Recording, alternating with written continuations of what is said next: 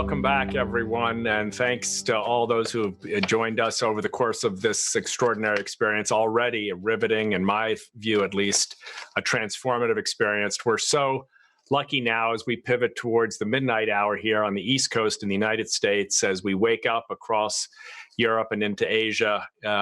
We're so lucky to be joined by Shaka Senghor and Mona Haydar. Now, they don't know each other, but I think we're starting something important in this connection. Shaka is well known around the world. He's the publisher of a best-selling book about life in prison, redemption, change, transformation. The heart and soul of storytelling to change our narratives is his work today. Mona, I have to read this because I've never read a bio that says she's a rapper, a poet, an activist, a practitioner of permaculture, a meditator, a composer, a mountain girl, a solar power lover, and a tireless God enthusiast. Now, both of you are joining us later in the show for more time to tell your own stories, but I was just inspired. I'm a fan of a great contemplative, Thomas Merton. And Merton wrote that action is the stream, contemplation is the spring. And when I thought of both of you being together, people who are known for your activism, but who draw on a deep stream of contemplative practice, a spring of contemplative practice, that connection between a deep conviction in your inner life, in your God enthusiasm, Mona, as you said, and action. I just want to welcome you both. Shaka, tell a little bit of your story. Mona, tell a little bit of yours. Yeah, thank you for having me, and thank you for creating space for us to come together. I grew up in Detroit, got caught up in the streets early on when I was about 14, 17 years old. I was shot. And at the age of 19, I shot and tragically caused a man's death, which led to me being sentenced to 17 to 40 years in prison. I ended up serving a total of 19 years. 7 of that was in solitary confinement.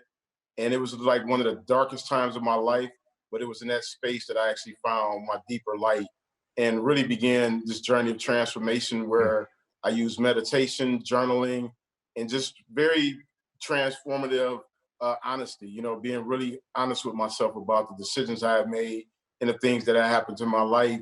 And from that moment forward, I knew that I had to utilize my skill sets, my voice to move that energy out into the outer worlds beyond prison bars. Solitary confinement. I'm sure you could, obviously nothing we know is comparable to that, but you must have found some strength, some strategy for taking in all that time alone and all that isolation. I can't imagine where one finds the tools. How did you discover some positivity in that, if I can put it that way?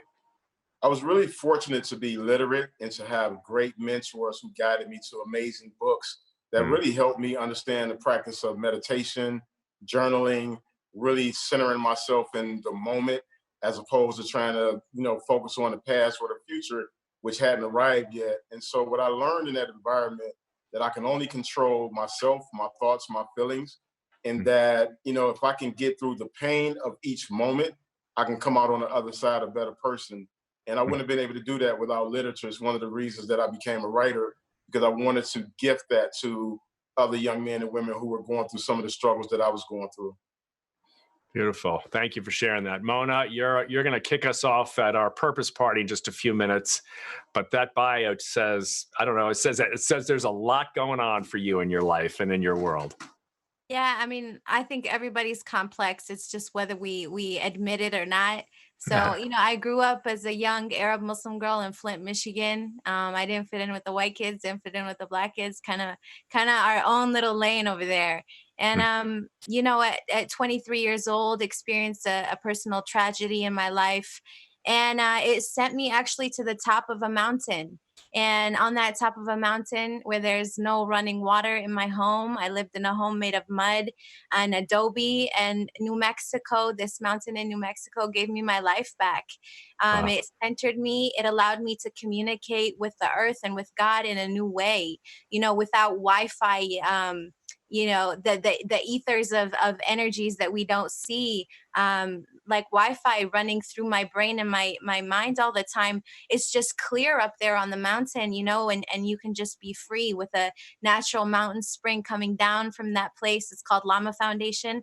And that's where I really found myself. I was able to cultivate true quiet inside of myself and connect to my own tradition and go deep into that well and drink from that well, from that mystical well of the monotheistic traditions that say that God is everywhere and God is within you, that you should just look within to find the sustenance you need to drink from that well and quench your thirst for the divine, you know, that it's always within you, always within you. You don't need to look externally, but the external reminds you that it's inside of you. That mountain taught me that. Yeah. That Lama mountain taught me that. And it wasn't until I had that kind of quiet space that I could find that. You know, growing up in a city where you hear, you know, I mean, Flint is Flint, you know, and growing up there, it's not such a quiet town.